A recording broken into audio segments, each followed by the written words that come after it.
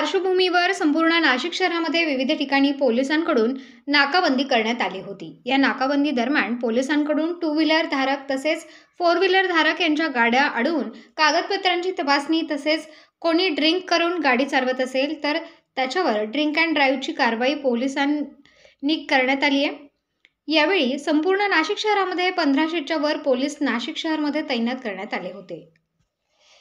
प्रतिनिधी अमर Solanke, BBS news, Nashik. तीन वर्ष साजरा करताना सर्वांनी कायद्याचं पालन करावं।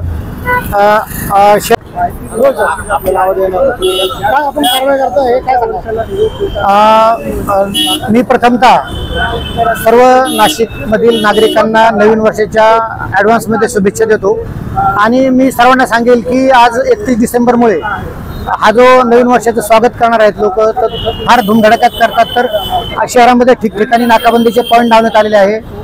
मी लोकांना आवाहन करेल की कायद्याचं पालन करून आपण नवीन वर्ष साजरं करावं आणि नाकाबंदी पॉईंटमध्ये आपण ट्रॅफिकचे अंमलदार आहेत सोबत, त्याच्यामध्ये ब्रीथ आणायचं मशीन आहे जेणेकरून आपण अल्कोहोल घेतलं की नाही समजतं तर अल्कोहोल घेऊन कोणीही वाहन चालू नका आणि आपला जीव गमवू नका।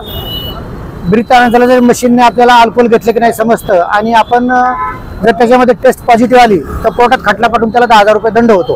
त्याच्यामुळे मी सांगेल कोणालाही की अल्कोहोल घेऊन कोणीही वाहन चालवू नका आणि सर्वांना पुन्हा एकदा मी नवीन वर्षाची शुभेच्छा देतो।